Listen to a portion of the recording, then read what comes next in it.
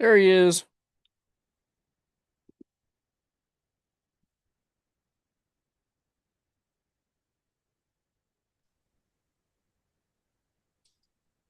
Hello, hello, hello. Hello. Can you hear me? Yep, I can hear you a little loud. I'm going to adjust my volume here.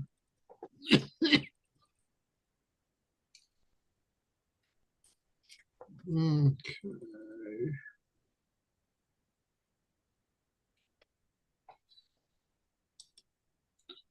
Can you hear me? Yep, I can hear you just fine. Hmm.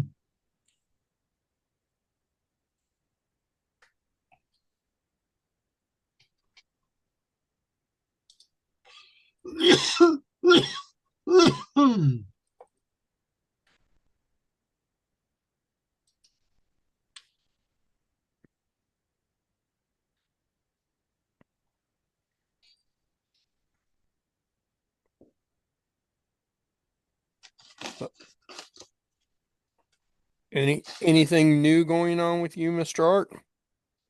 Right at the moment, need to take care of my respiratory system.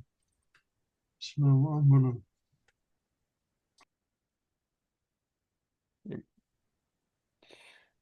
Howdy. Hello. How are you? Pretty good. I know last week you were trying to tell me something and nobody was paying any attention to you. That's okay. I'm used to that. I I couldn't get Vicente to stop talking for a couple of seconds. So And Sensei had a nice assembly with him. yeah. No, yes, and he had a lot to say about it. So to, okay. so you Uh, know. I left because I got tired and had some other stuff to do. It had nothing to do with your interaction with me or anything like that. Well, there are some days where where it just happens like that. So, but yeah, I I I realized you were trying to get our attention. I don't remember. So it's all good. It's in the past. We can only move forward. Absolutely. So, uh, anything new going on with you? With me, Yeah, with you.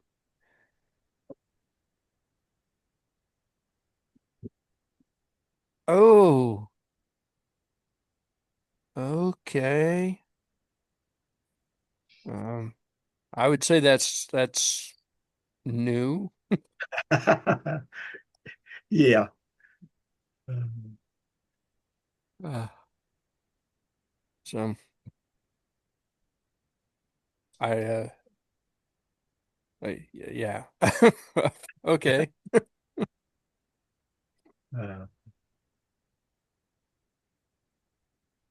Uh, they it's an interesting exercise.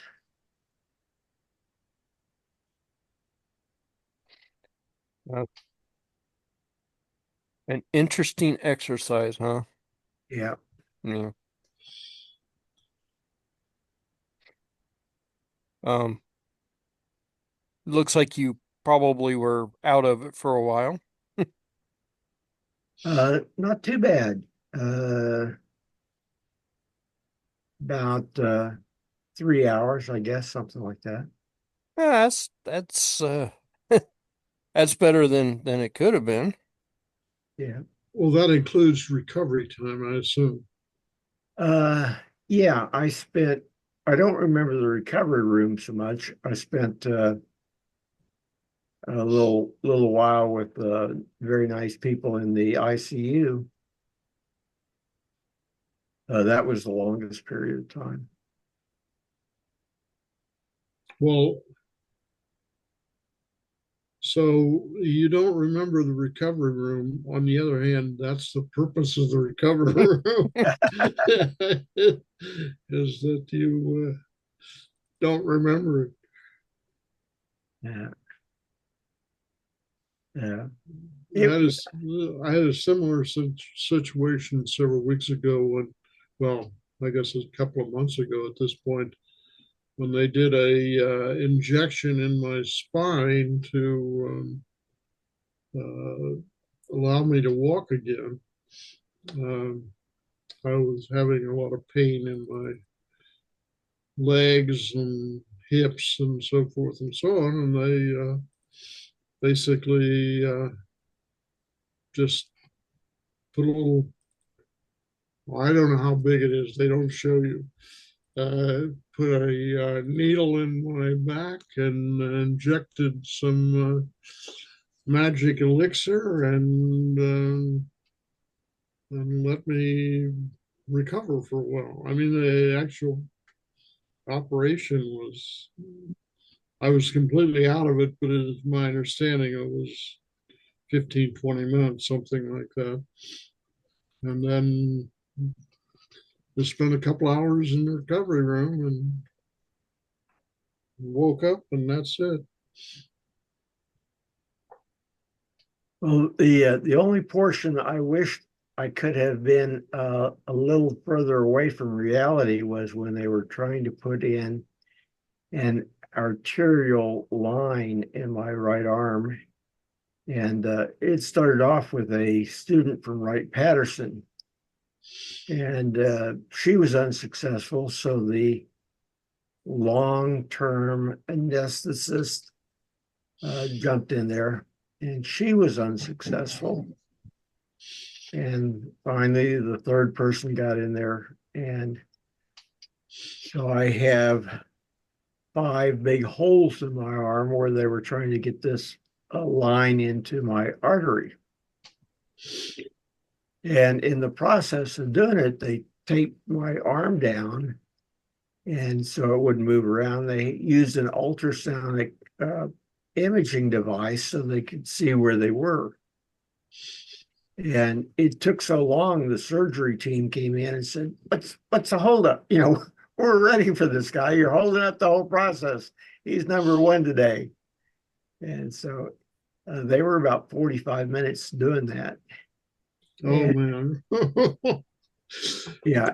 Fishing with a needle? Oh, it was less fishing, more probing. And because they had punctured the artery,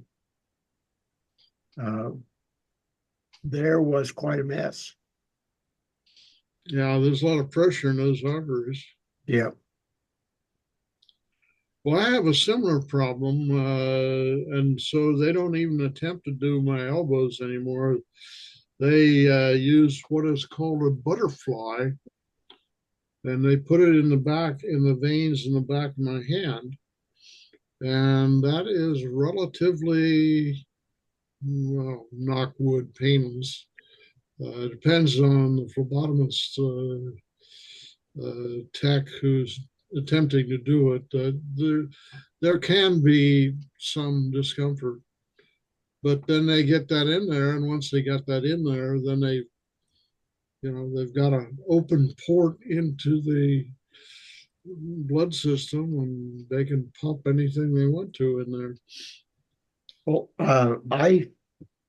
um, because of my history with Crohn's disease, I have a decades-long experience with surgeries and probes and that type of stuff.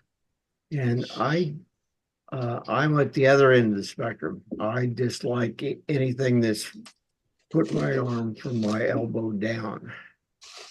So I asked for them to do my elbow, and they said, "Oh, can't do that.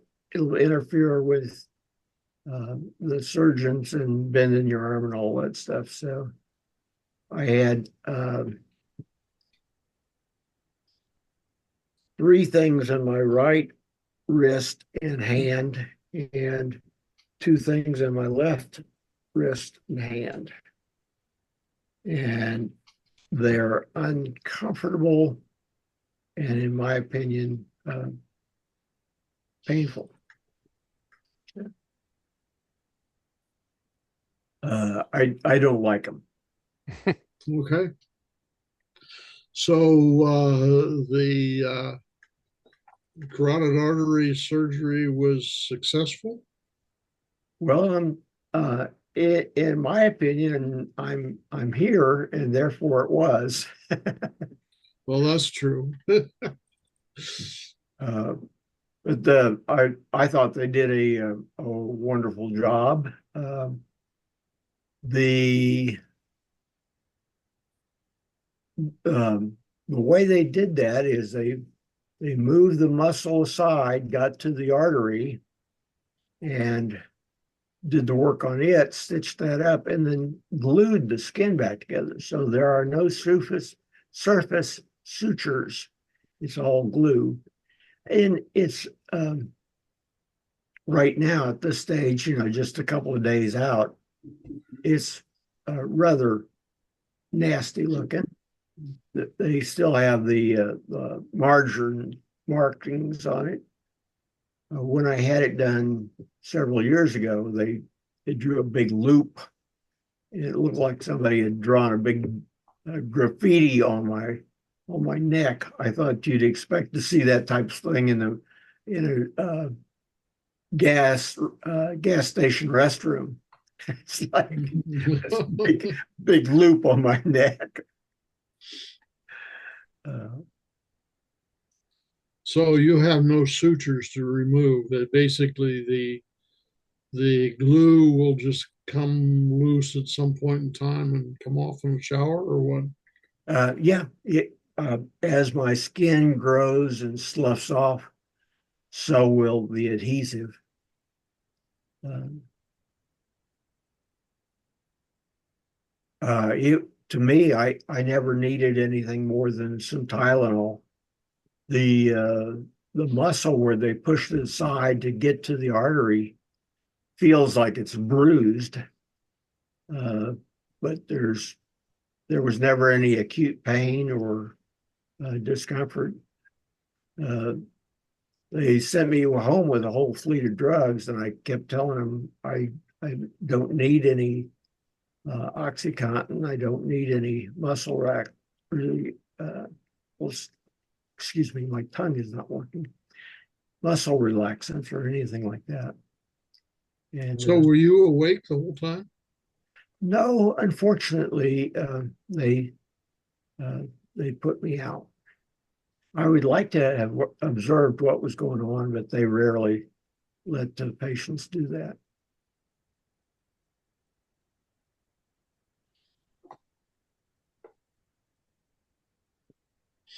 Observing your own operations is not nearly as entertaining as it sounds like. I woke up while they were doing exploratory on me. It wasn't ideal. Well, I had an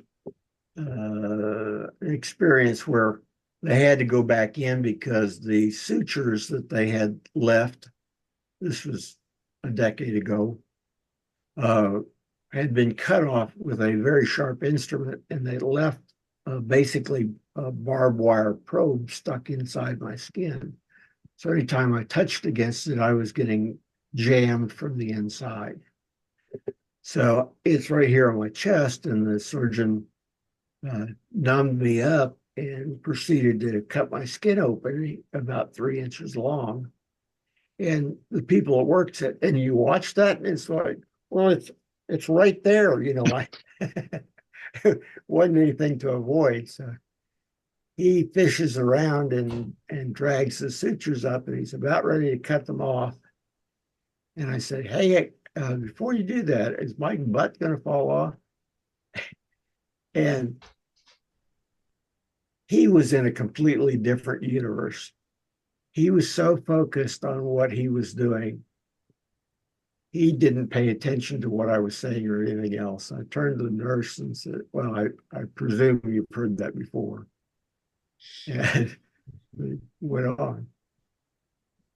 The people at work, when I explained the situation, what it looked like and all, they turned several shades of green and said, oh, I couldn't do that.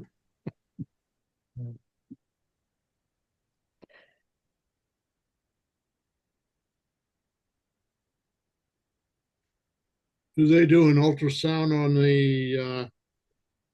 the carotid artery that was fixed, so to speak, to make sure that the flow was better and so forth?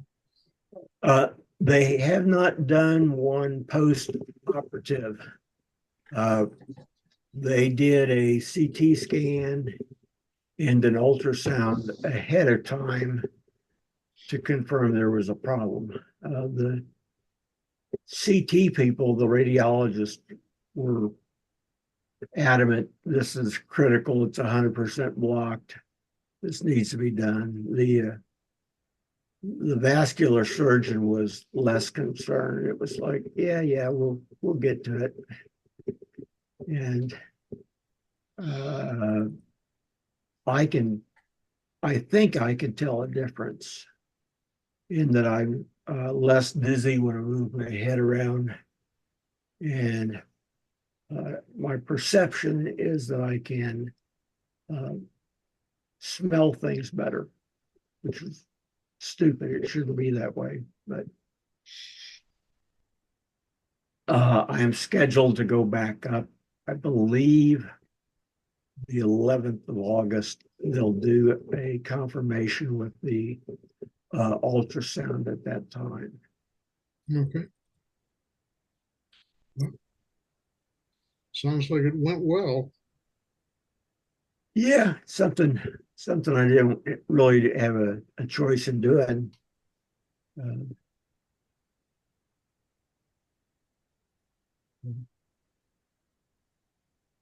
We did have a discussion there in the ICU about the tangle of wires that went all over me and the equipment. And I thought of you guys while I was up there and the wonderful job you do with communicating with devices and in a wireless manner. Okay. I had so many tangles for oxygenation and heart rhythm and blood pressure, and I don't know what else. But most of the time during the middle of the night, if I moved, I disconnected something, and the alarms were going off, and it's like, don't move. Well, I'm pretty much strapped down with this shit anyway, so I can't move too much. But at some point, just from my experience in the last 3 decades, the advances in medical technology have been fantastic. So So that's definitely true. Yeah, I believe at some point the need for the fleet of wires and all that will be eliminated or vastly reduced. Well, they'll just have a little,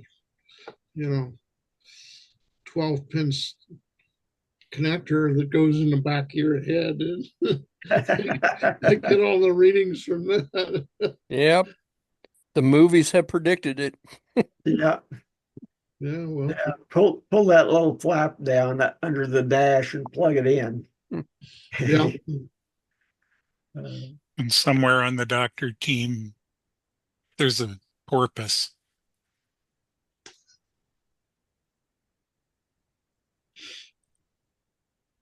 I'm waiting. Oh, you never saw Johnny Mnemonic? No, I don't think. Yeah, that's an old Keanu Reeves movie. I was going to say that's probably 30 years old, isn't it? Yeah, It, That might be his first movie. I'm not sure. I don't think it was his first, but it was one of his early ones. Yeah. He was Johnny Mnemonic was a data broker or something and didn't have enough memory. So he crammed more information in his head than he was supposed to carry. He had a big thing on the back of his head to upload information. Well, that would have been about the same time the Michael Crichton book and movie came out of Terminal Man. Yeah, that was creepy. I liked that one too. Yeah, he did several books about that time. Andromeda Strain, Satan Bug, and Terminal Man, I think were all his.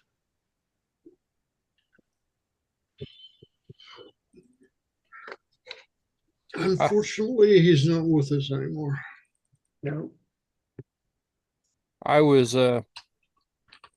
watching a video about older videos, and Andromeda Strain came up in that list of videos, and I'm like, that was a really good movie, the original,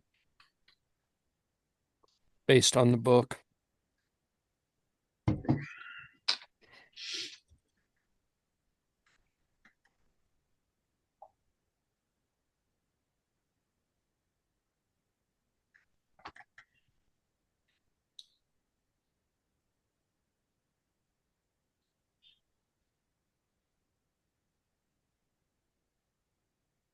Well, gradually these science fiction episodes are coming to reality.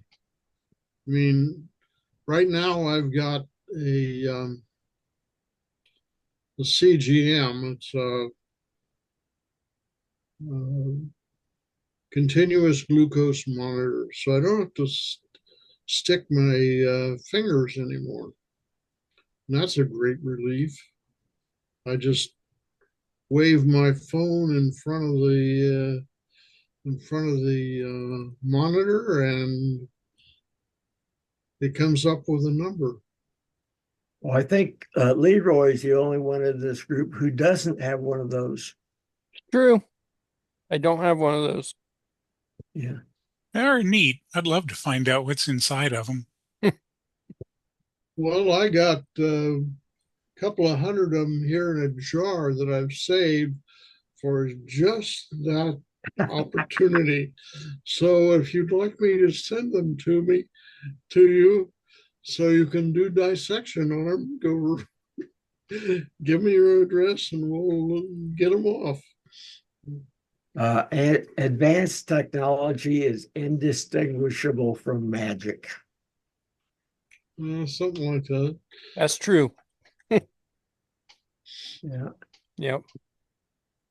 The little black plate pieces of plastic inside them have uh, stuff inside that you couldn't examine or understand, even if you did have a microscopic detection or dissection.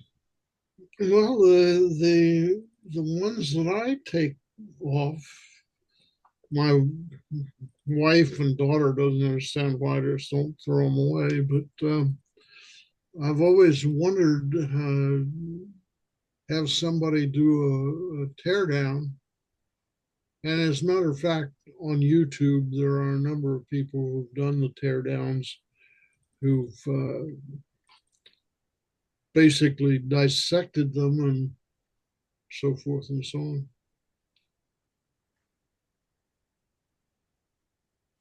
Well, there's got to be a power source in them. That's clear. Well, there's a battery. Yeah. I can tell you there's a battery. I mean, There's a teensy tiny little reed switch in there too, and a yep. magnet. So it's held as open as long as it's in the carrier. The magnet that's inside of the sensor activates the reed switch when you plug it in and it powers it up. Let me see if I can get one here in front of the camera so you can see it. There's that's the top side, and if you, I don't know if you'll be able, if you, how I get this in focus, but in any case, if you look at the opposite side of my finger there, there is a little battery in there. It's a design of a coin battery, except this one's, I would guess this one is maybe a quarter to 3/16 in diameter. And then, of course, there's the I don't know if you can see that or not. The black spot in the center is where the fiber that sticks into your skin goes. Yeah, the probe part. The probe part. It's actually, it is a fiber. Basically, it absorbs the liquid out of your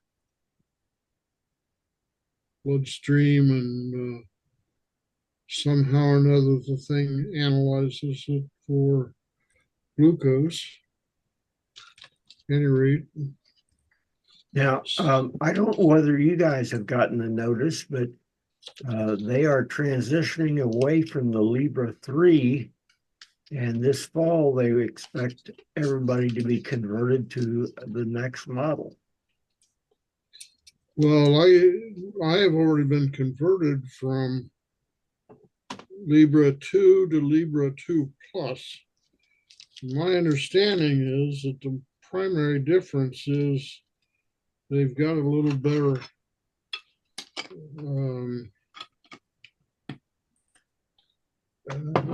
Bluetooth connection, a little higher quality Bluetooth connection. But what I'd like to have is Descom G7. My daughter has one of those, and performance-wise, it's much better. But it's also more expensive and fewer days. So I guess my insurer or my PCP who writes this prescription is being somewhat parsimonious. Well, Steve, had you gotten the notice that they were going to transition away from the Libra 3? I don't think so. That doesn't ring any bells, but that doesn't mean anything.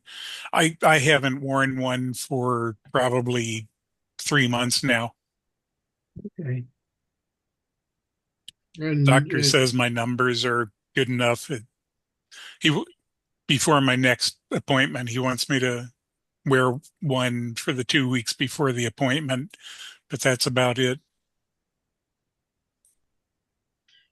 Well, I had been on, I apologize if I'm dragging us into areas that you don't want to talk about, but I had started Ozempic for control of my blood sugar levels last fall.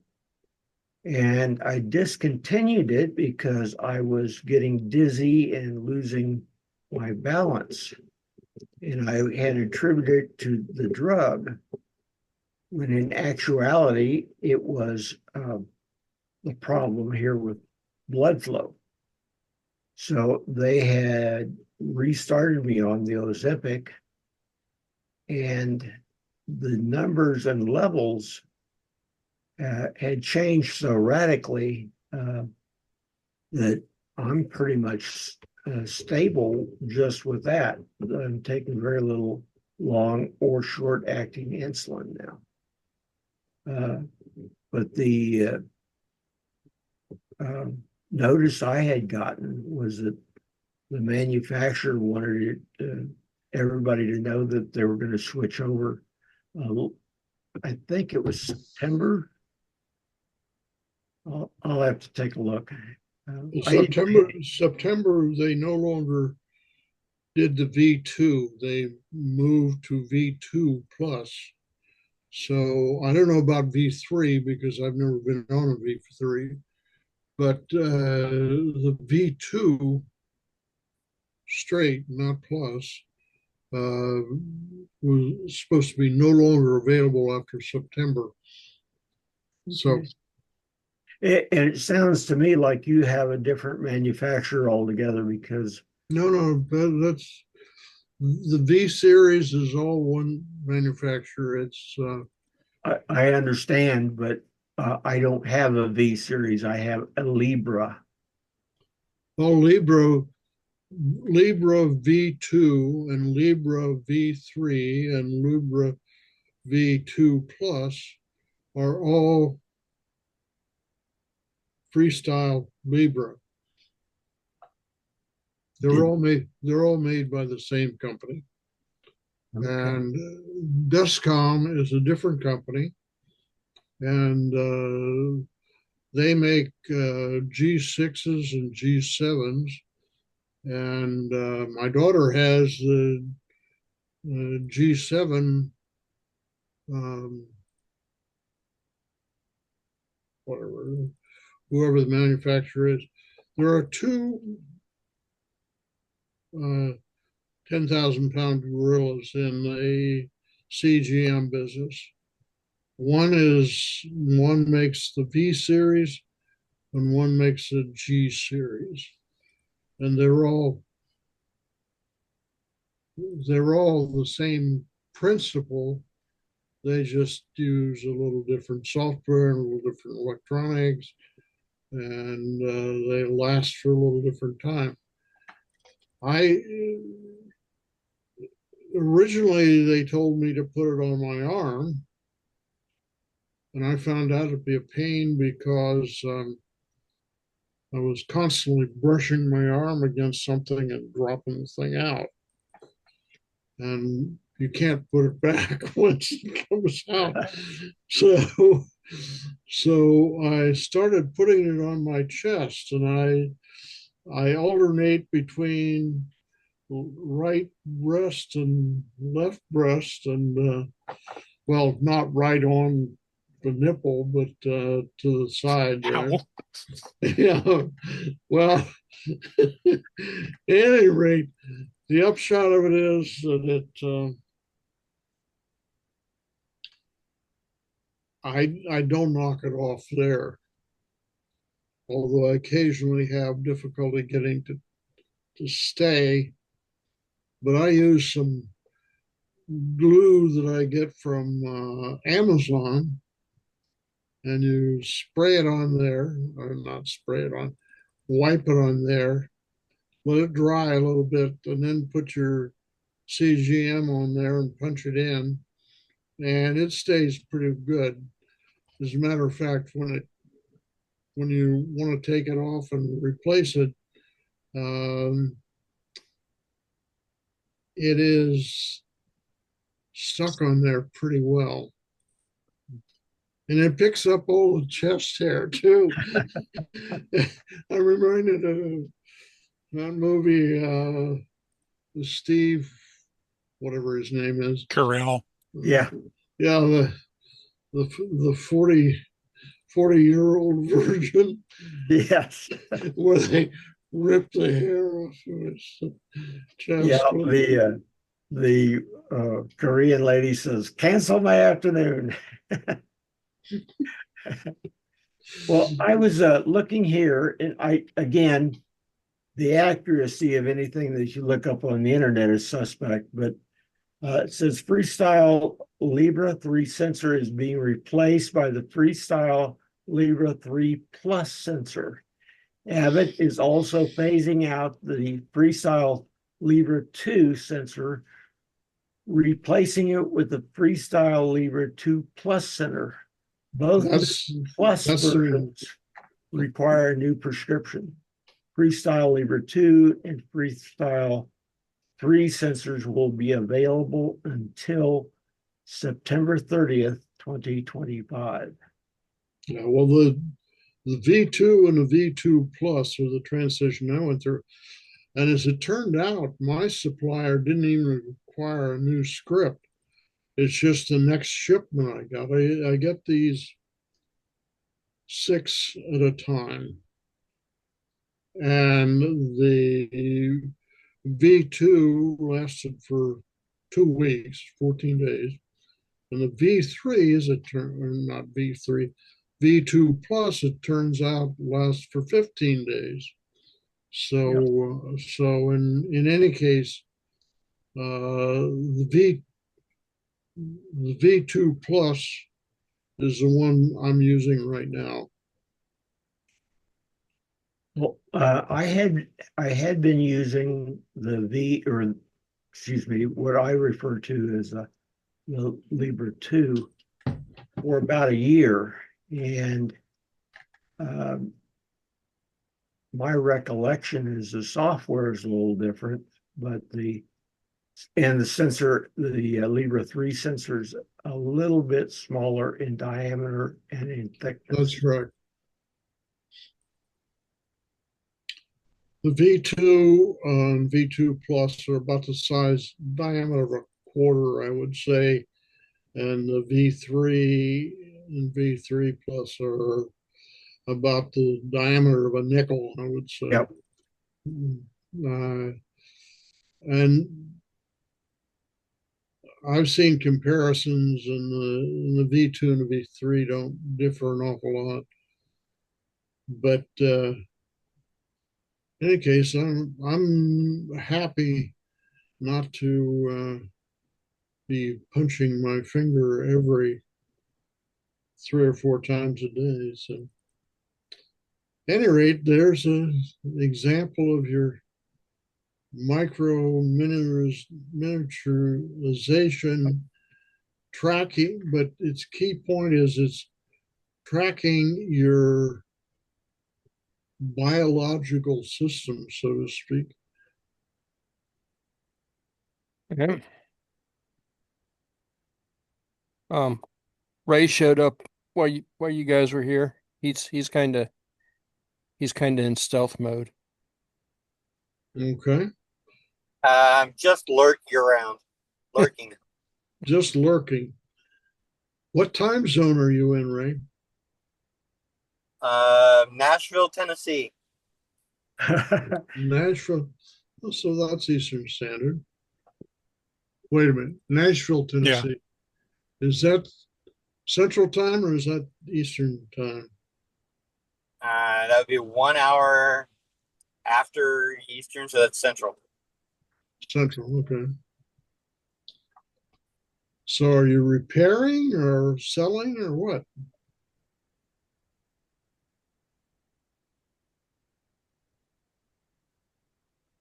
Mm.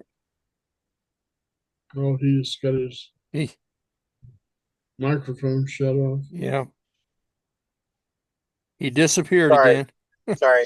It was a burn down rebuild, a control systems rebuild, large service call. I went to one customer. It's supposed to be one laser. I ended up having to fix two. And then tomorrow is a customer that has two laser machines, and she's just like, there's a light broken on this, and this little thing's broken, and I just want it all fixed, and it just doesn't work as good as I thought it should. So I'm like, okay, we'll spend some time. Yes.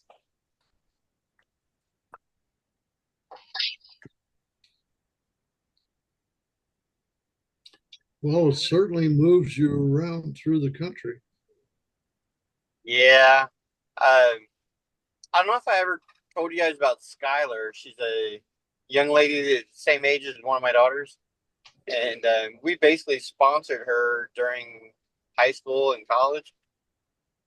We paid for her phone, gas money, car repairs. Uh, helped her pay for her dorm and stuff like that. It wasn't like huge, but we did help her. she ended up getting an internship in Savannah, Georgia, and then they offered her a full-time job down in Savannah. And so while I was there in Hilton Head a couple days ago, I stopped and visited her, just to see how she was and have dinner with her and stuff like that. And she was telling me how I am the first person from Ohio that came to visit her. I was like, that is just sad. Uh, I mean, she's a lovely young woman, very pretty. Scored really, really well in high school. She got a full scholarship to college, and then she moved away for a job, and just feeling a little depressed, a little lonely, and so just basically burying herself in this job and doing fantastic. But I'd rather her move home, back to Ohio. Fun thing, but the travel life is not the greatest for everybody. I wouldn't recommend it. A long time ago, when I was traveling for the company I worked for, we had a little scorecard that we kept, and you got points if you had to rent a car, if you had to take an air flight or a connecting flight, and if you had to have an interpreter to wherever you were going to go, how much stuff you had to cart with you if you were doing studies that required equipment. And the only thing that I remember distinctly is that you got points if you went to a country that required a different language, and that Kentucky was included in that. Oh, Okay. Makes sense. Yeah, I was working with some pipe fitters. They were putting on some flanges, and they stuck the bolts and bolt holes and put a level on it, and we're leveling it up. And I said, I always wondered how you guys did that, whether it was horizontal or vertical, whether the axis were, if it was a four-hole flange, whether they were diagonal vertical or whether it was the sides were vertical. And the pipe fitter said it's done that way throughout the civilized world and parts of Kentucky.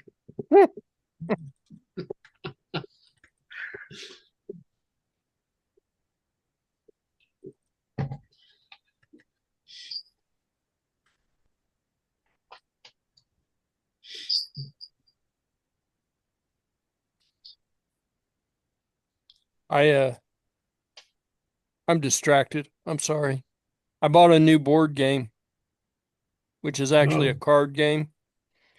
And Ace, it's Ace Detective. Ace Detective. It showed up just before the meeting. So I opened it up, and while you guys were talking about all the other stuff, there's a bunch of Magic the Gathering cards stuck inside, like a bunch of them. Ah, I'm like, some of okay, those things are worth a lot of money. uh, well, yeah. I was like, did I get scammed? But all the stuff is here, and then it's almost like I got two games. There's rules for Magic the Gathering. There's card sleeve, brand new card sleeve holders, 2 packs of them, and 2 packs of little tiny card sleeve holders, all crammed into this box. And I'm like, I don't think I got scammed. I think I got a good deal, Got extras. got extras. But I don't really know much about Magic, so somebody's going to.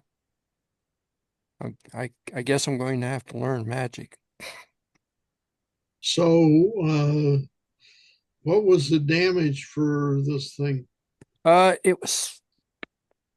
I want to say it was $16. I had saw this game at Half Price Books, and I think Half Price Books wanted $20 for it. And so I didn't really want to spend $20 on a used game. It was $15 for this. I found it on eBay a little bit cheaper, and I guess I got a really good deal. So where do you have half price books up there? Um, I don't know if it's the closest one. There's one in Fairborn. Um,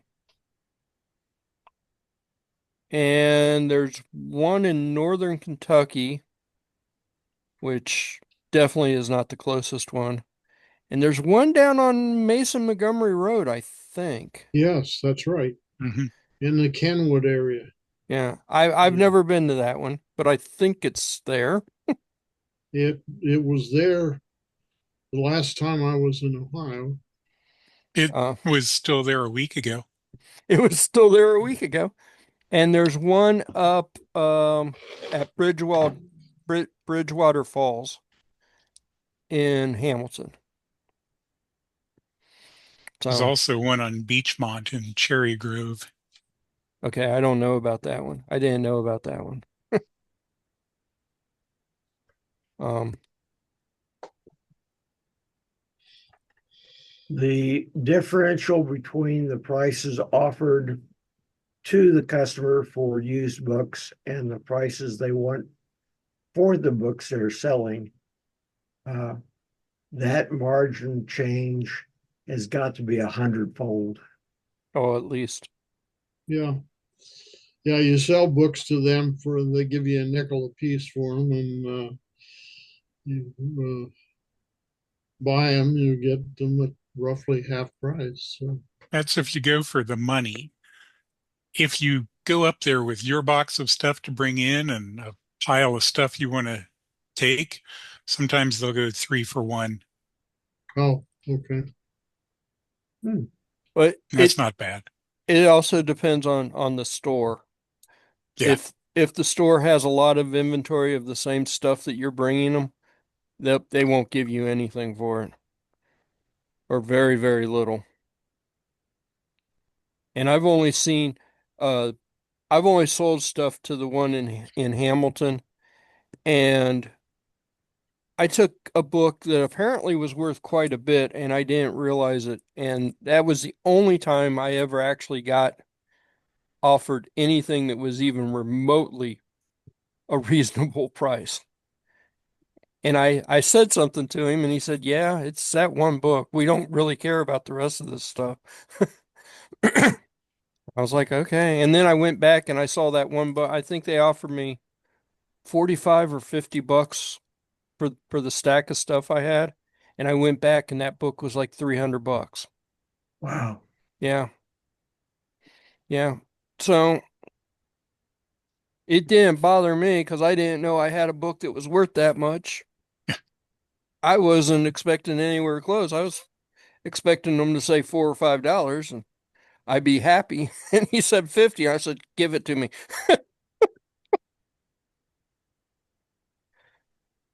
So, um, I usually find like some of the some sci-fi books, they've got um usually the one up in Fairborn, they've got them priced at like a buck a piece, which isn't too bad, even though the cover price on them was 75 cents. So they're older books.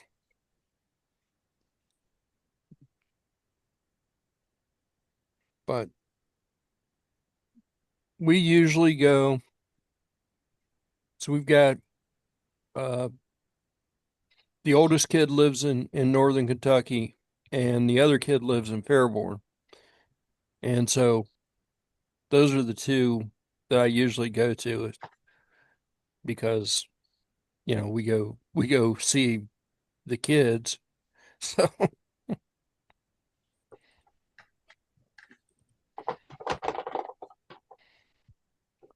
so I just looked at this listing and I'm wondering if they even opened the box up because there's no pictures of the inside of the box. It just says that it's complete. And I said, okay, well, complete plus extras. Can't go wrong with that.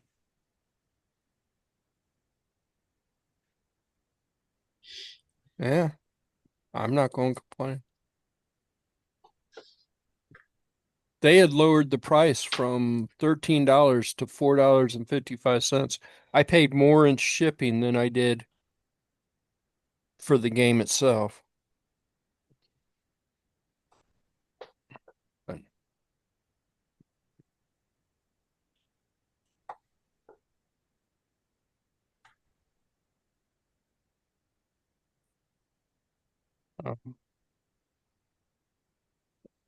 I've been playing with this new keyboard, or well, it's not really a new keyboard. The keyboard that Steve gave me. It is I definitely can type faster with Yeah. with those what were they, the speed key, Cali speed keys or Yeah. whatever. I think they're speed bronze. Not sure. Yellows, I think. Um my fingers tend to slip off of the keycaps though. Really? Yeah. So I don't really particularly like the keycaps, but I like the switches. Um, you want to try the keycaps that I got to put on it? Wait, where did I put those? I told I told Patty, when we uh that you would were looking at the switches and it bent one of the pins. Hmm. And I said, "Yeah, Steve says this happens once every 300 times or so." And I'm like, "You actually change your switches out 300 times or No, I have more?" a lot of keyboards. I'm just sitting there thinking that is a lot of switch changing.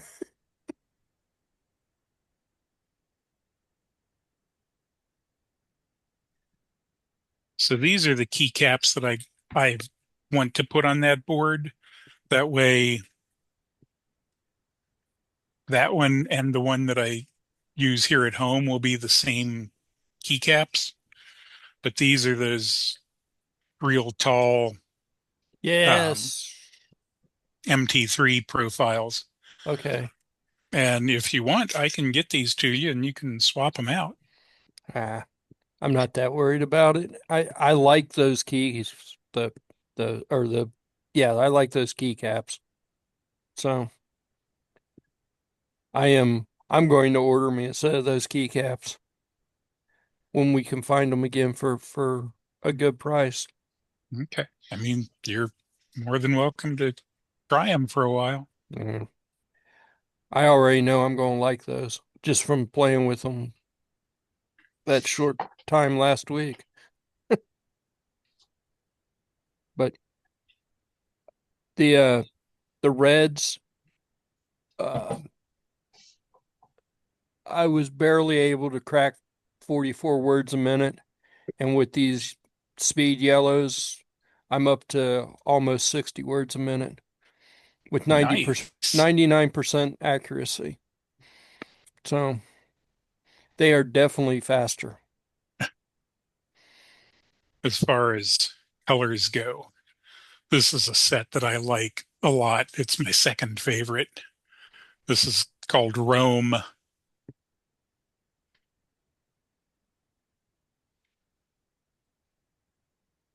and they're comfortable and quick. This is a Keychron V3. So I've got two C3s, a V3, and a crap, what's this? A Q3 and a Q13 on on her desk. And there's Nice. another one somewhere. The only class I ever made a D in was in high school. It was personal typing, and I have not improved since then. You want to try with a seriously comfortable keyboard? The problem isn't with the keyboard, it's with these. You'd be surprised how much difference a keyboard makes, though. It Uh, it it, really does make a big difference.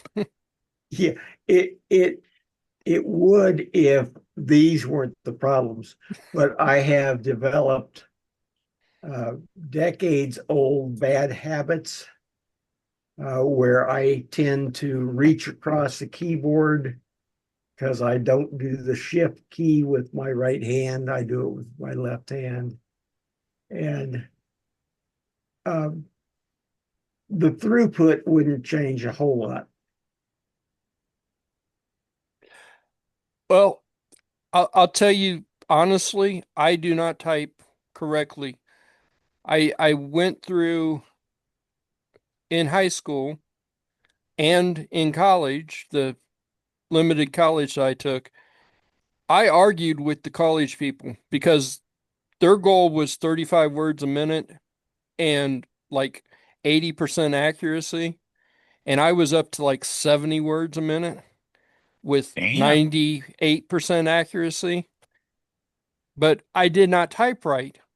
I did not hold my hands correctly on the keyboard. I didn't do, I would do the more or less the same thing. I would move my hands over to shift the wrong way, and the instructor was going to fail me. And I told him straight up he didn't want to fail me because I would not make his life happy because the requirements for that class were just how fast you type and the accuracy, not that you had to type correctly. Yeah, you didn't, he was grading you on style as opposed to performance. Yep. And my in high school, I was the same way. That typing teacher used to come around and kind of smack you on your hands if you were doing typing wrong. And eventually she just finally said, you know what? You're typing like 70 words a minute and your accuracy is very, very good. I don't care anymore. And she left me alone. But How did they yeah, check your accuracy? do what? How did they check your accuracy and your speed? Um, it's well, the modern way is there's a couple of websites that'll do it. It's basically how many words you can type in a certain amount of time and how many errors you get. Okay, so when I took classes back at my university in 1995, I had to take that type of class.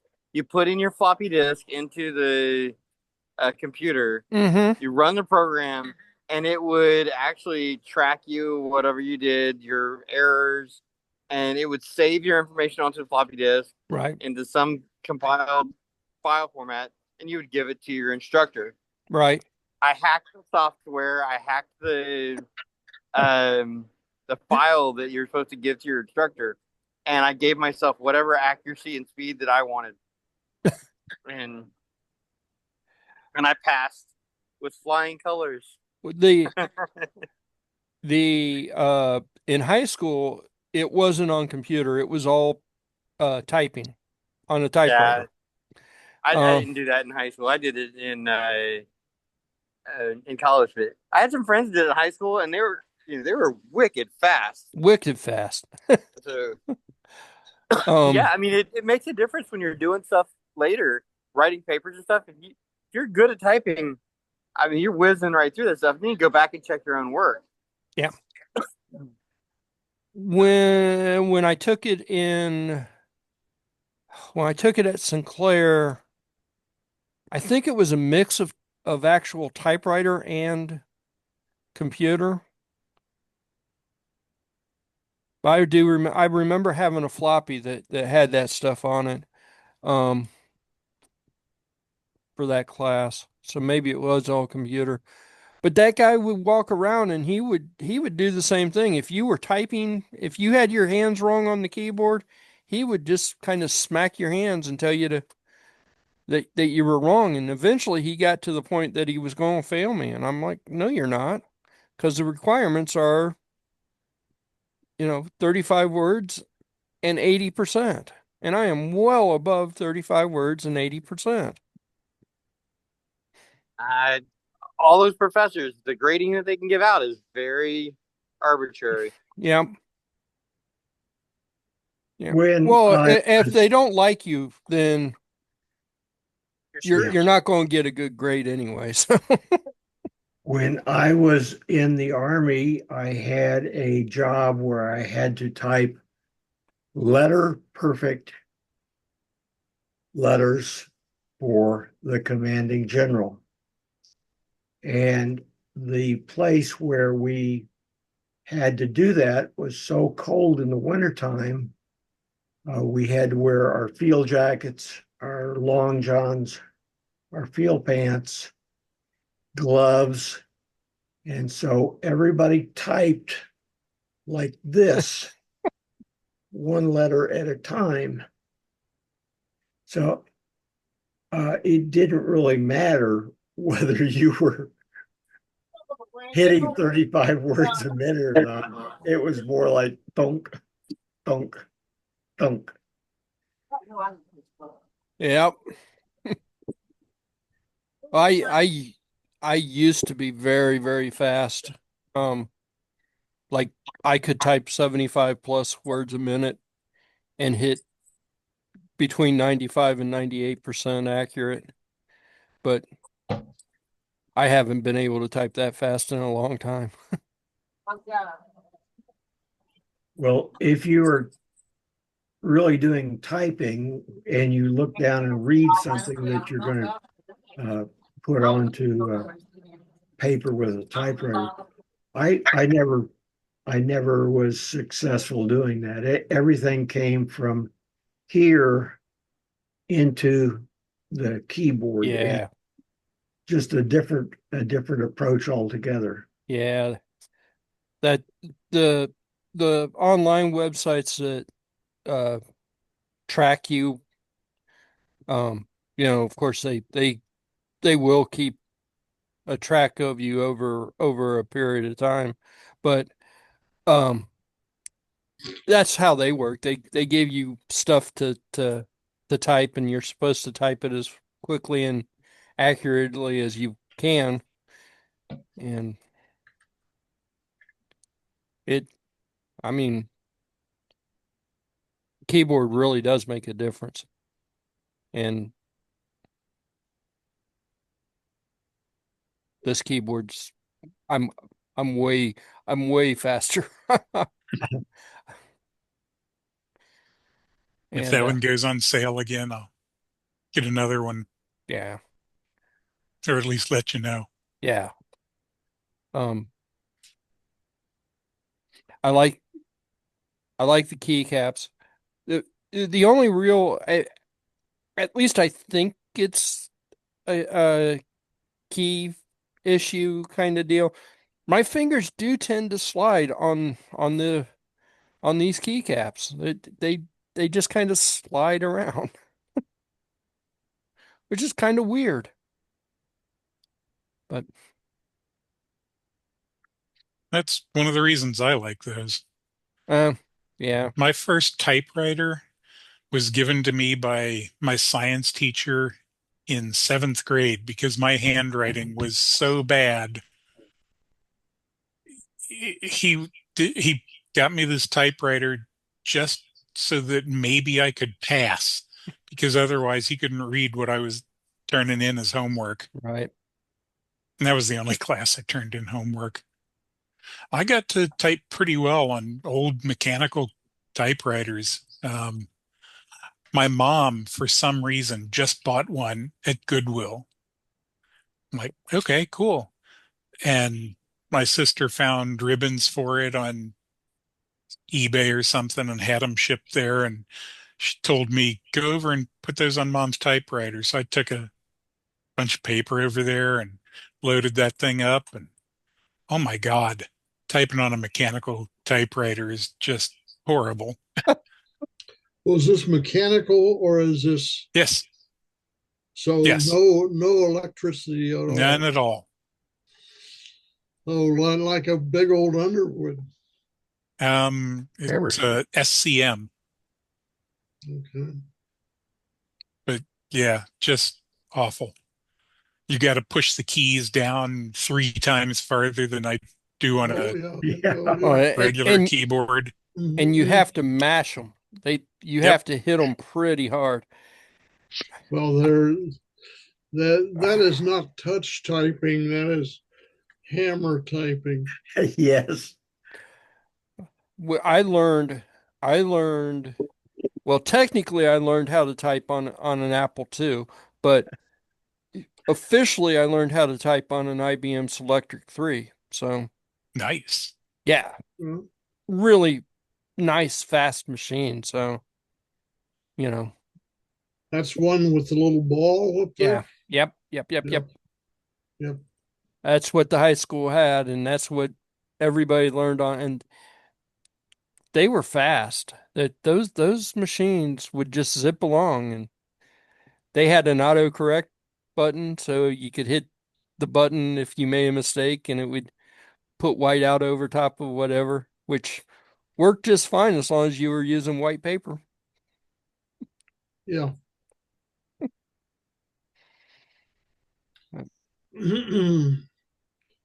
Well, I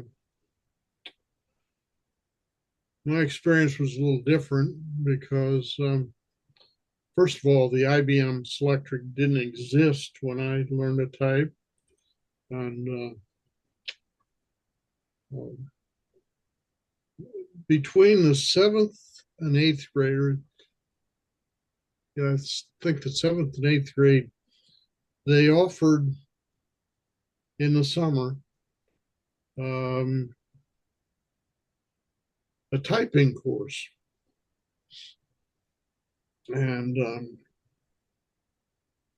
this was obviously in the 50s, and they were all mechanical typewriters. There no electricity need to apply, and I remember that quite well. I remember the business of being on a home row and you had to, and then you needed to type all of the punctuation marks in as well.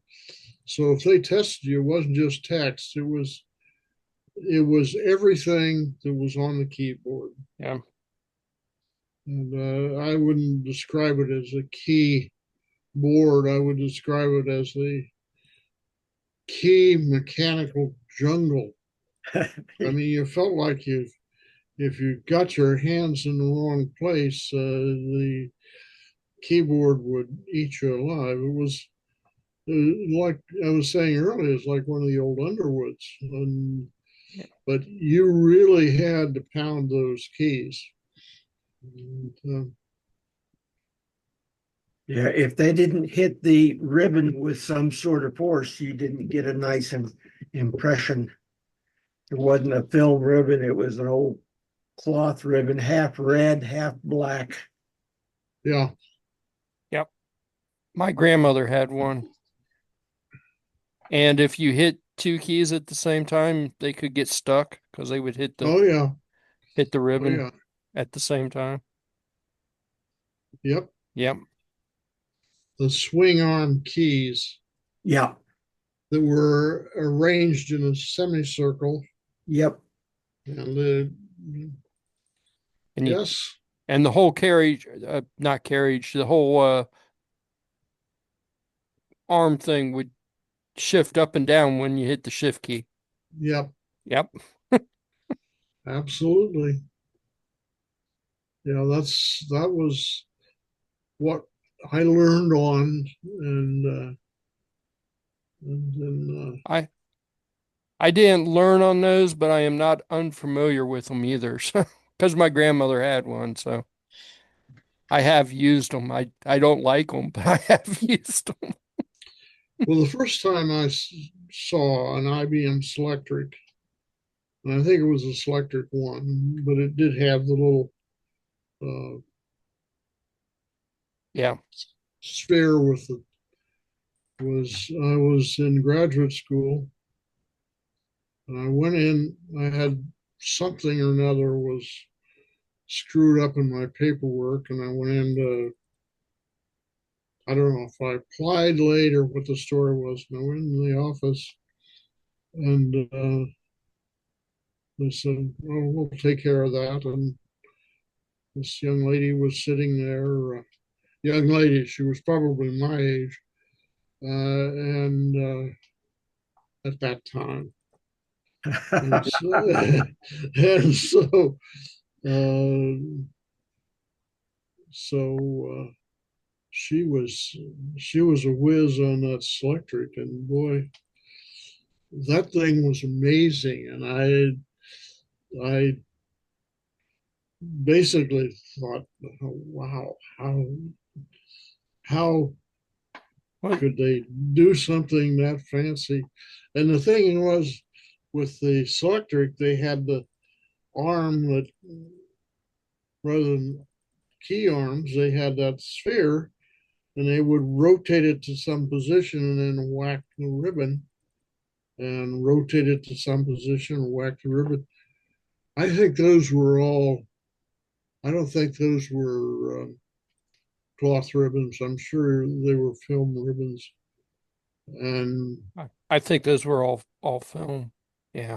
I'm pretty sure they were all film. At With any the They rate, correct, I'm sorry? with with a correct. correct tape as well. Yeah. The orange cartridge. Well, and one didn't have the IBM Selectric one, I don't think had the correct row. But in The any case, brother. Hey. in cleaning out the house here in California, I just gave away to a guy who's a collector a uh, what I would call an electromechanical typewriter.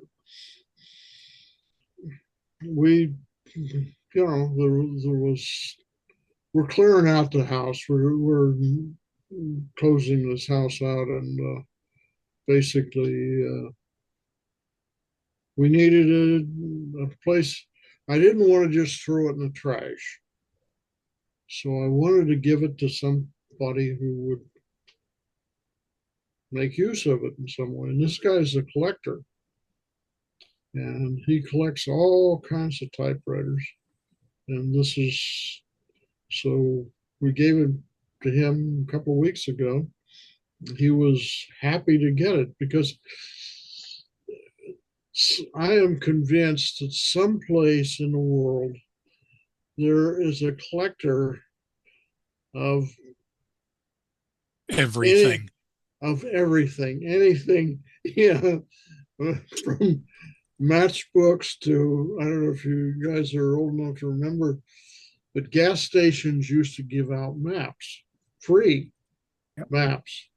They were part of their advertising thing. And I even heard, Art, that there's a person that collects old Libra continuous glucose. well, yeah, I've got my own collection. Yeah, yeah. But it is amazing. I mean, Patty if it, collects pencils, and they don't have to be special. She just likes pencils. okay. Guys, she likes different colored pencils more than the standard color, but she'll just collect pencils. She's probably got 2,000 plus pencils. I can help you with that. Oh, okay, Barry. Yep, Barry's And, here. and Mike, do you need some more boxes of that stuff? Of what stuff? That brother thing you held up a little bit ago? Unfortunately, the brother printer uh, died, 15 years ago. And I was trying to get somebody to take those who might need a film ribbon. Oh, And just as Art was saying, I'd like to find somebody who could use them because they're unused. I've got well, six, six um, of them. I was trying to unload my 25 or so. So No, sorry. Um, that I thought I that finally M found me a winner. There's somebody that needed some. the printer that went along with those was an impact printer, Yeah. not a Oh, dot yeah. matrix or a laser, Yeah. and it did beautiful documents. Um, but when it died, there was nothing equivalent to replace it with, and the purpose of the printer became more diverse than just doing characters on a paper. Yeah. Well, going back to the IBM, the Selectrics, that wheel that or the ball that could be Yeah. changed so you could Oh use yeah. different fonts. Yeah, Yeah, you could there was a lever on the top of at Yeah. least the ones I saw. And you pull that off It and you have other I you it have was different. I think it was the first typewriter that you could change fonts on without doing big modifications or whatever. You just pop it off and pop it in, and now you've got whatever font you want. And they had, was it the wheel writer? That was a Yeah, Yeah, wheel. daisy wheel. Um, yeah. There were that daisy that wheel. had that had changeable fonts. You could change Yeah, the you could take the wheel out and replace it with yeah, another wheel. but that was um.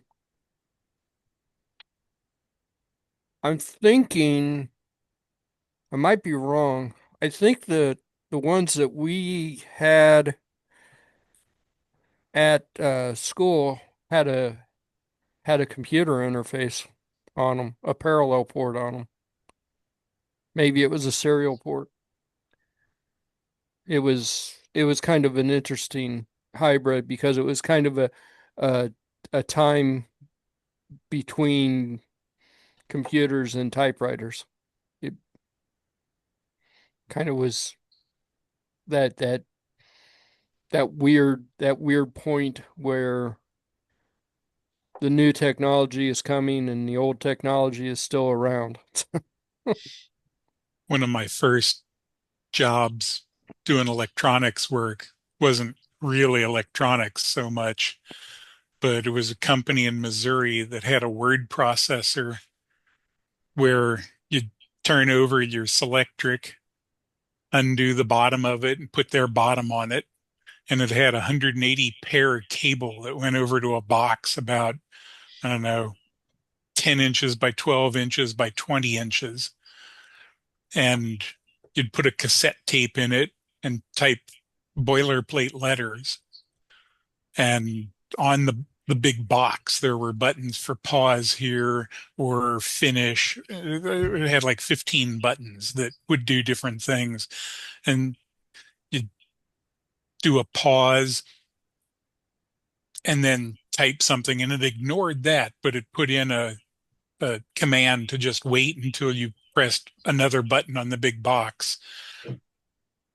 And then every time you'd play back that tape, it had solenoids underneath the Selectric that would actually physically move the keys like a player piano to type out your boilerplate. And every now and then it would pause and a little light would blink on the box.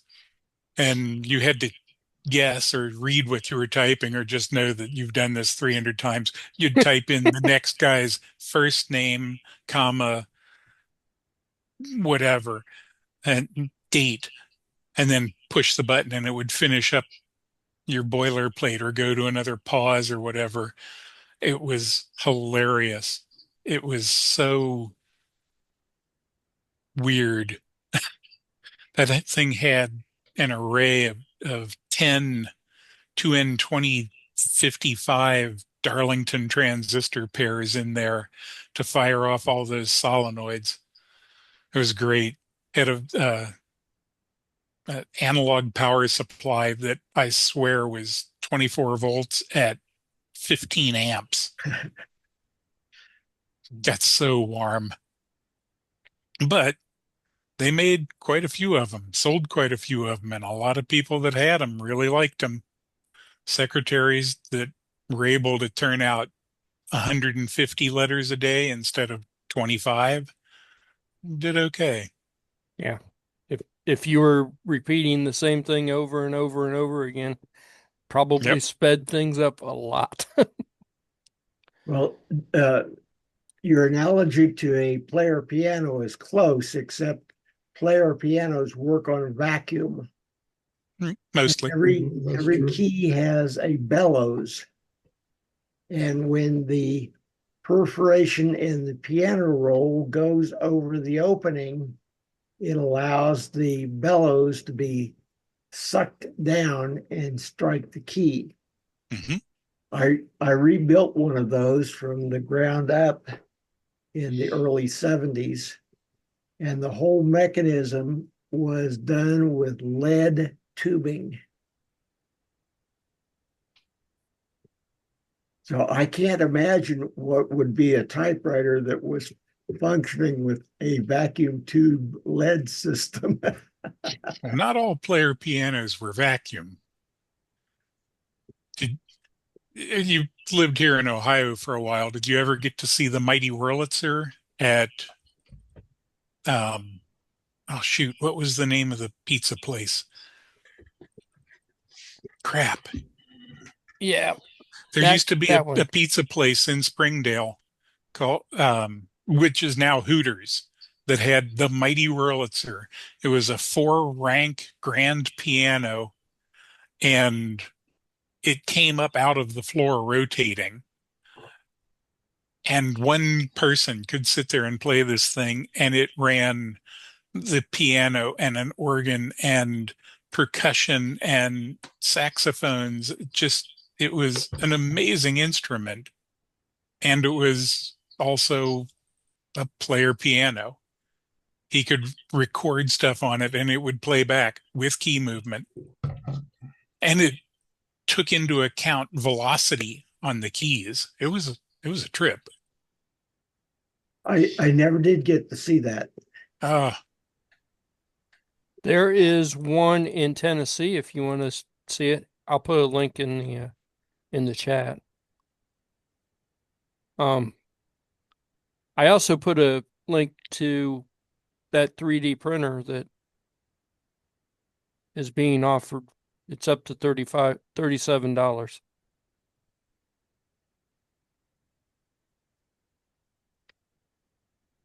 Okay. I'm wondering if this is possibly the same one. No, this is from the 30s and 40s. There is one in Cincinnati, apparently. Yeah, the pizza place closed down where it was and moved over onto Kemper Lane, I think. Um, Do they still have it? I don't think so. I don't know.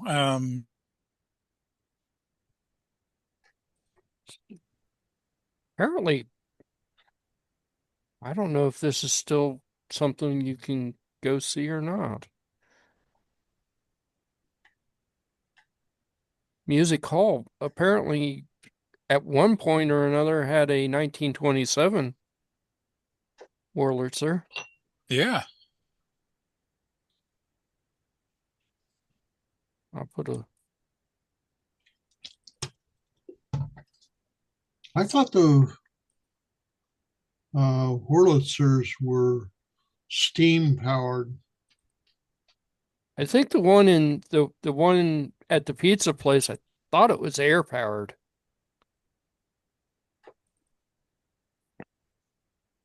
but maybe not.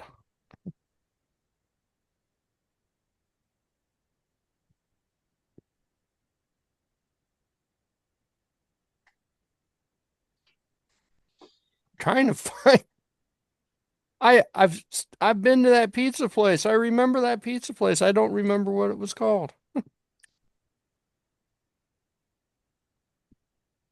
Yeah, and I didn't realize the mighty Wurlitzer was just a thing that Wurlitzer did. Huh. Let's try Fairfield instead of Cincinnati. Yeah, try Hooters. It's at Yeah. Hooters. I thought they were out of Springdale business. Music Factory. Is that what it was Okay. called? I thought Hooters was out of business. I think they filed for bankruptcy. Oh, well, it happens. I actually did quite a few gigs at Hooters, different ones, and it doesn't surprise me. Those were not the happiest of people that I got to meet.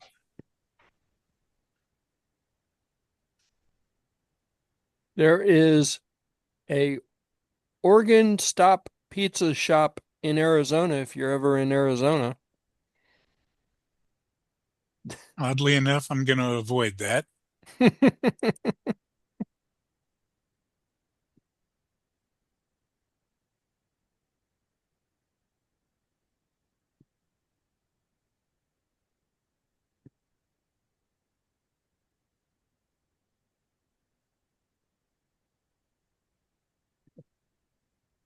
Why isn't this working?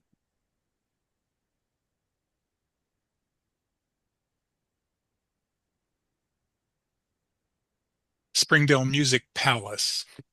That's what it was.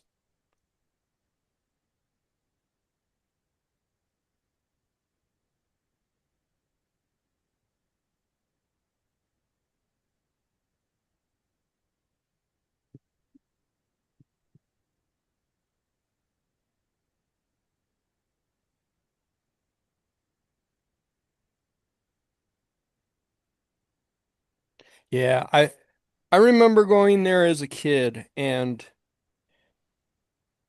watching the organ come up and spin around and the drums play themselves and the horns and everything. It was an experience.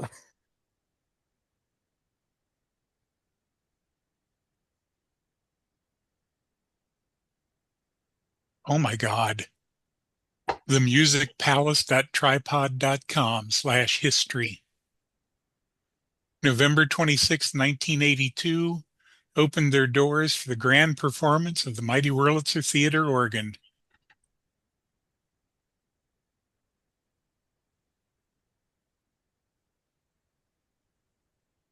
And believe it or not, a site on tripod.com looks like you would expect.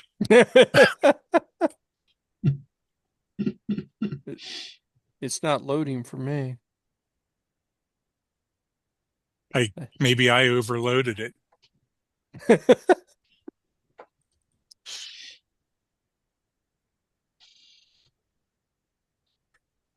No, I don't know.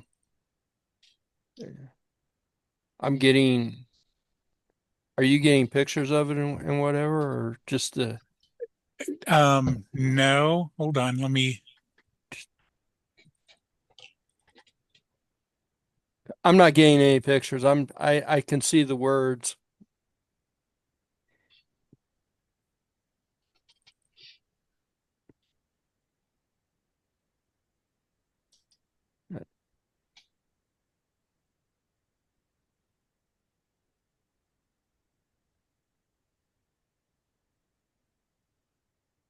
It looks like they started to build something and never got around to it. Never finished it. Yeah. Yeah, but this page does have some information.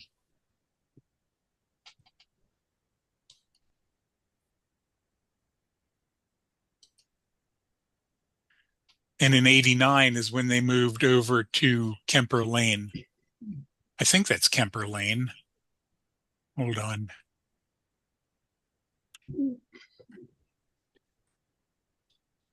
It's If you take a parallel to 75 between Kemper Road and Sharon Road.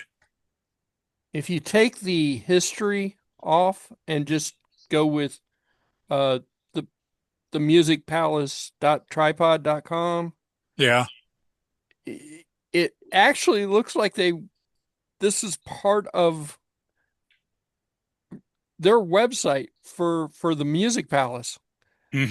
We are excited that you are visiting our website. Our company is here to provide unique adventures for any occasion. And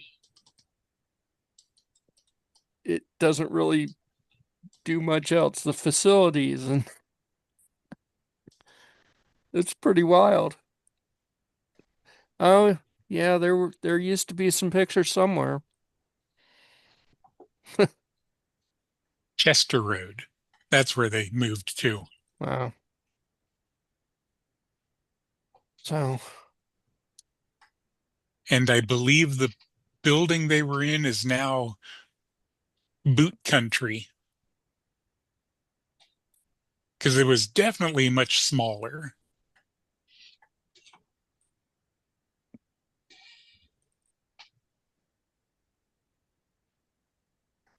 hmm, it's interesting. They were using they were using Tripod as their business website, it looks like. Yeah, I prefer that to everybody that's using Facebook for their business site.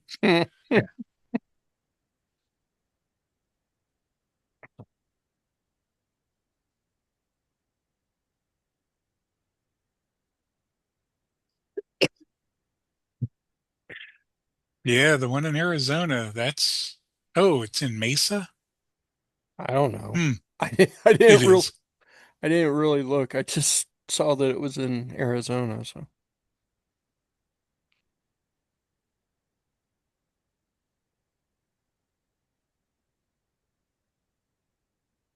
I kind of saw they had a stage and looks like a whole show and whatever. So Yeah, if you scroll down on to the home of the Mighty Wurlitzer, it's got pictures of the organ and some of the instruments and stuff. And yeah. if you click on the more information, it takes you to a pizza menu. What the heck? Well, that's the important stuff, right? This the place in Oregon or in Arizona does kind of that's kind of how I sort of remember the Hmm. the place there in Fairfield. Of course, I Yeah, was and pretty young, so it looks pretty close. I'm wondering if they got that from Springdale Music Palace maybe. because it sounds right. The largest theater pipe organ ever created rises above the audience on an 8,000-pound rotating hydraulic elevator to sit 10 feet above the 700-seat dining room. The organ has 1,074 keys, buttons, and switches linked to a series of xylophones, glockenspiels, gongs, and cymbals. It's pretty awesome. Oh, nope, this says it's a 1927. Though I don't know. Maybe the one in Springdale was that old.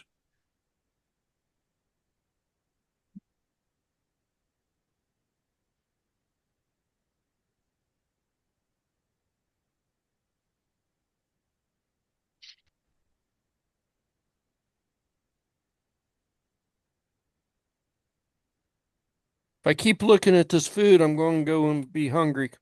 I need to stop looking at this food. Oh, he's got some. They've got some videos of it. That's cool.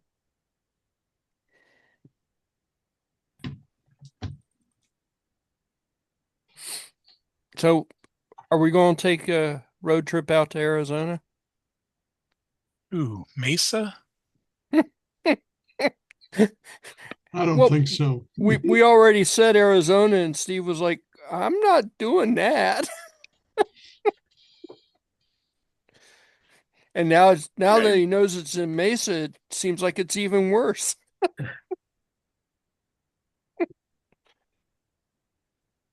Ray will have to go. Yeah. Bring us pizza, Ray. Bring us a full report. Yeah.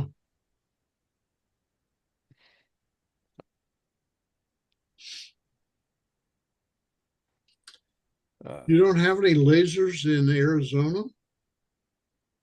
They just use mirrors there. Oh, lots of laser machines there. Arizona.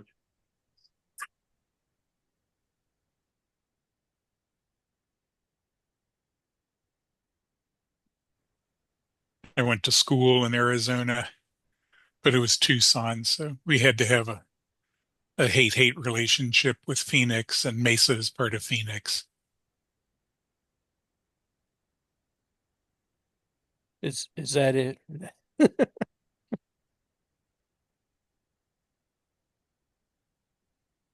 Oh.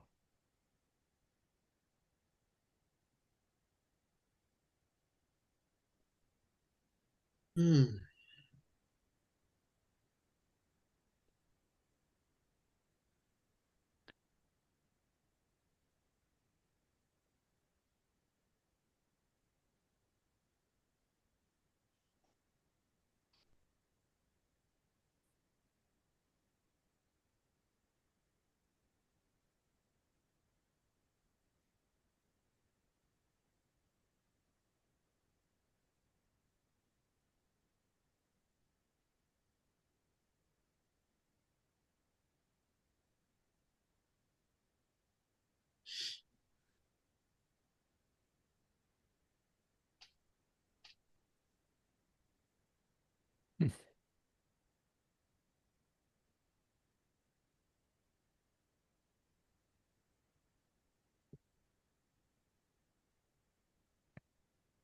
So I don't know nothing. I'm just here. And I apologize. I'm trying to get some work done as well. Well, Are you fully moved now or not? dude, I didn't quite hear you, Art. I was asking Steve if they were fully moved to the new Oh, facilities or they were still. Oh no, that's not going to happen until December 2025. So you're um, still over there in well, Milford. Yep. in Milford? Okay. I thought you'd already cleared out your office there and so forth and so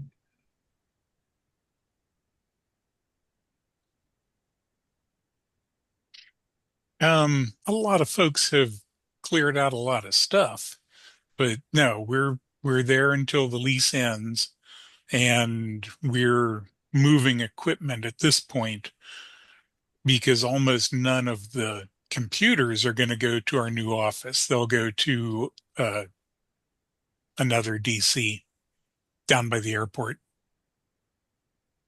So that ought to be fun.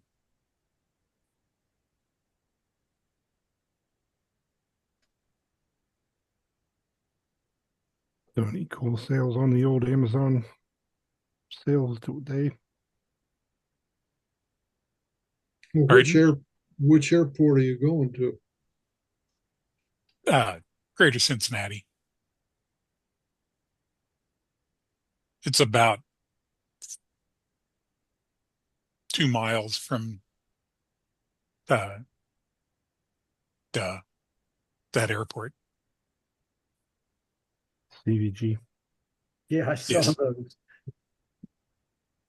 that's hilarious. $35? That And $15 to have them shipped. oh,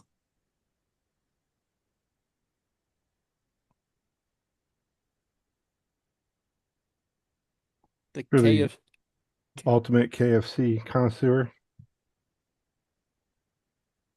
uh, KFC is really good about once a year. More than that, it's well, I eat a lot of chicken nuggets, and uh, Chick-fil-A had made the best nuggets, but mhm. KFC is when they brought nuggets out, they are giving uh, Chick-fil-A a run for their money on the nuggets. They make good nuggets, and they're very reasonably priced, like a couple of bucks cheaper than Chick-fil-A. But I saw the there was some article somewhere uh, that I posted, and talking about these keycaps being only available in China. I was like, I wonder how long it's going to take before they end up on eBay. Well, apparently not that long. I was gonna say, aren't they like $5 or something on Amazon or AliExpress? They are a free giveaway if you buy a sandwich or something. So we could go to China and buy a sandwich, get them for free. I say, But yeah. somebody sent me a link to that on the 8th or whatever when the Amazon Prime Day started or whatever, and they were only like $3 or something. That's why I was like, wait a minute, 35 Really. seems pretty high. Uh, But the site was all in Chinese, so eh, I figured it was AliExpress or Sheen or something or other. I don't remember.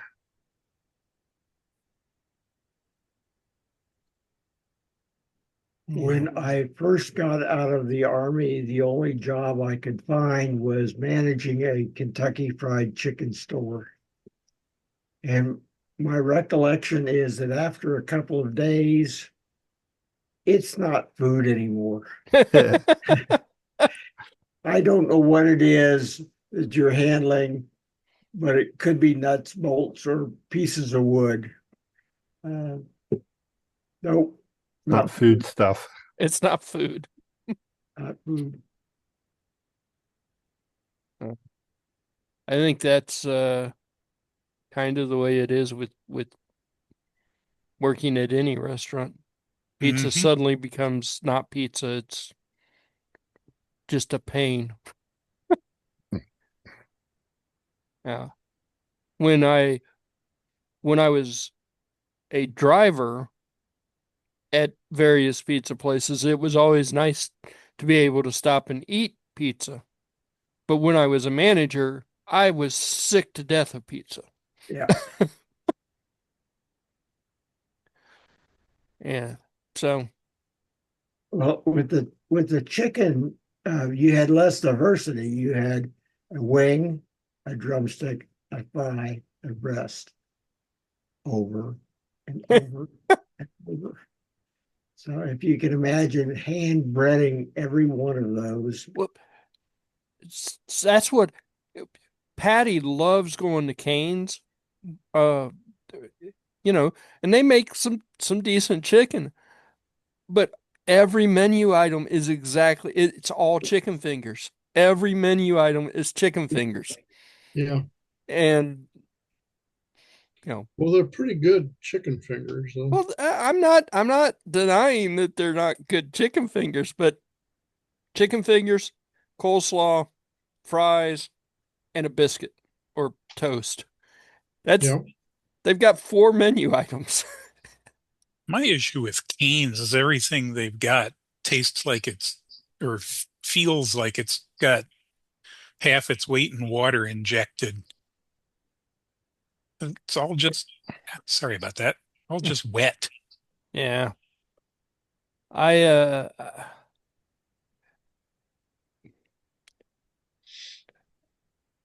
I think I think yeah, I would prefer not to eat at Cane's, but if we had to, it's not overly offensive.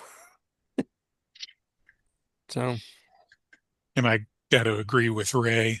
My favorite thing at KFC is the pot pie. oh yeah.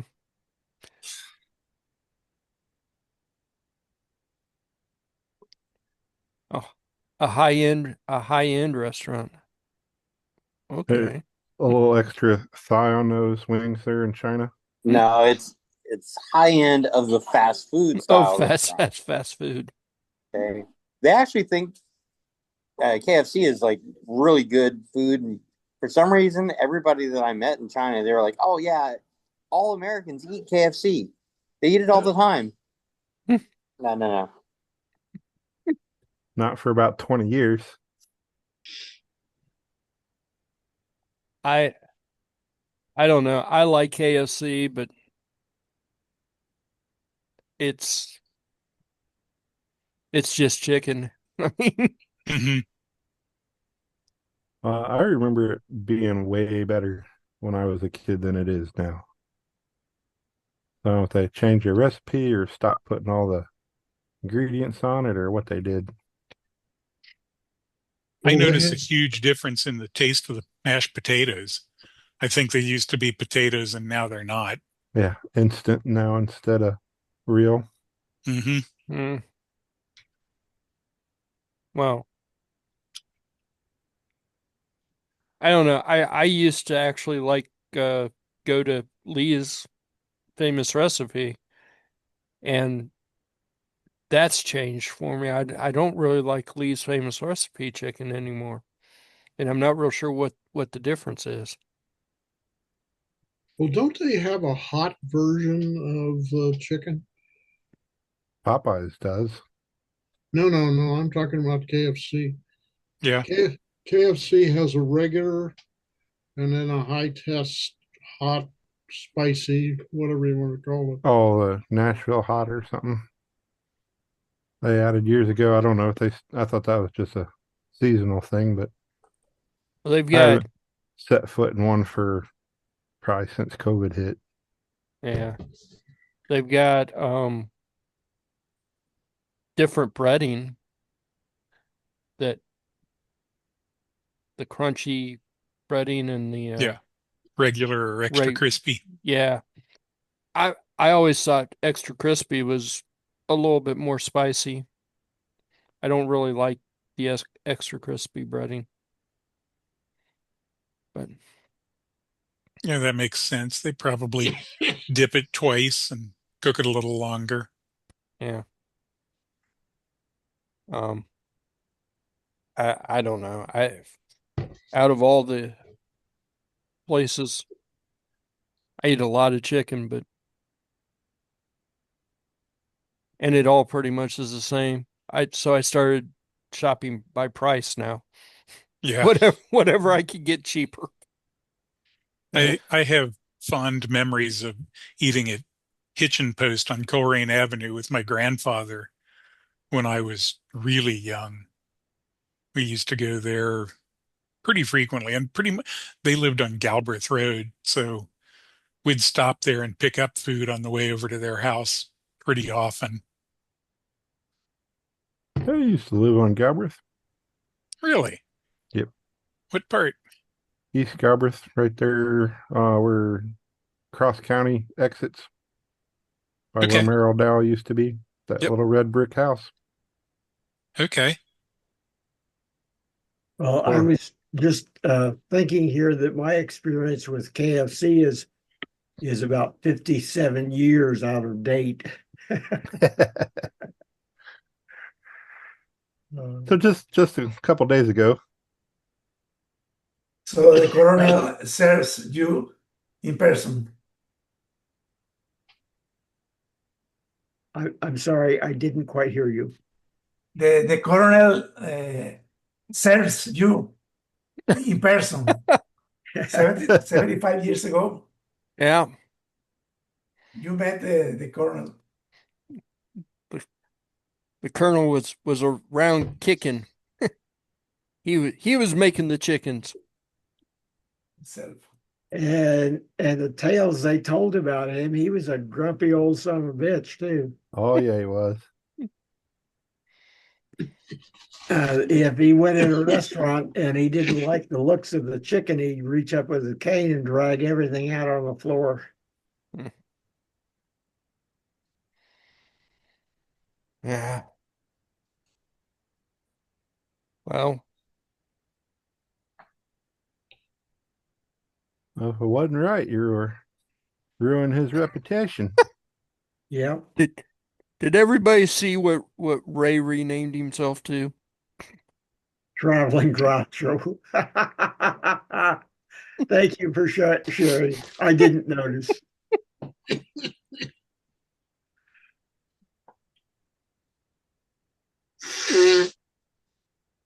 Ah, the secret herbs and spices. I think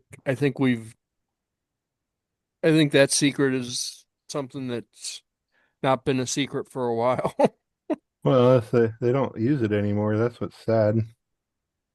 Uh, I got a buddy that really loves KFC. It's from Pakistan. They said that they only use like 4 ingredients now.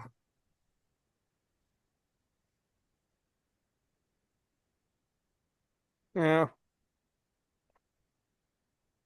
I I don't know. Like I said, I don't really particularly care for Lee's famous recipe anymore, but I pretty much price shop. So I eat a lot of chicken and I pretty much go where it's cheap. Yeah. Yeah. Pretty much don't particularly pay a whole lot of attention anymore. I mean, I won't go back if I don't like it, but that's pretty much how I eat now. I'll go somewhere and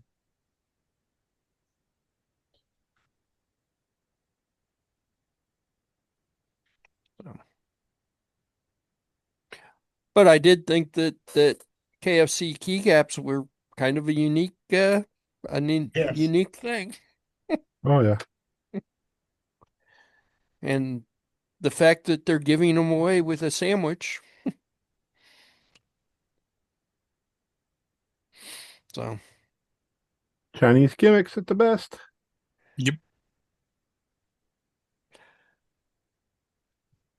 um, I think all the restaurants have tried some gimmicks like that. You Oh know, yeah. remember when McDonald's did the adult Happy Meals, put toys in there for adults. And Yeah. adults fist fighting in the streets for him. Yeah. Yeah. Maybe we need some clarification as to what adult toys are. Uh, it was like little figurines of Grimace and Ronald and the Fry Guy and somebody else, the Hamburglar maybe. And you were only supposed to yeah, you were meant to collect all of them, but they would only ever give you like Grimace. So of course people were fighting for them because stuff was in limited supply. An artificial market. An artificial market. Yeah. And I don't know. McDonald's drives me crazy. Anyway, they put stuff on sale for a while and then they take it off sale and then they change stuff. So you can't keep track of the price hikes. Yeah. Well, or the price decreases because sometimes they'll lower a price and you'll completely miss it. White Castle's the same way. They do random sales that aren't advertised anywhere. At least the one here in town does. And you just happen, if you know about it, you know about it, and if you don't know about it, you're out of luck. So I don't know. So I tried to book the room while we were here for October, and it says I'm still too early for October. So I will try to book the room again here in a couple of days. It should be 90 days by then. And the rest of this month we're virtual, so we are because I couldn't get the room this week. So the rest of the month we're here. Um, and that's all I know. Except that it's about 4 minutes till. So and I'm sure Patty has food ready because I can kind of smell it. Well, I can be over there in an hour. Yeah, it'll be 8 by then. Ah, You won't get much but the scraps. I feel robbed. Julie and I were sitting on the bench in the front yard about a year ago, and we're trying to discuss what are we going to have for supper? Well, we could have this or we could have that. And we don't prepare menus ahead of time. We just kind of go through what we feel like eating for that night. So we've gone through our normal 20 or 25 different things. And a little girl from across the street comes over and says, "Do you need food? If you don't have any food, we have food at my house. We can bring you food." I thought it was so perceptive of a small child to recognize there are people in the world who don't have food. And we assured her that no, we had food, we just didn't know what food we were going to prepare. So Yeah. she doubles around and says, "Well, you know, you can always do something with eggs." Okay. Well, she's not entirely wrong about that. No, no. Uh, it's pretty good. It's pretty good. At least you had neighbors that care. Well, I thought it was extraordinary of a small child to understand. Yeah.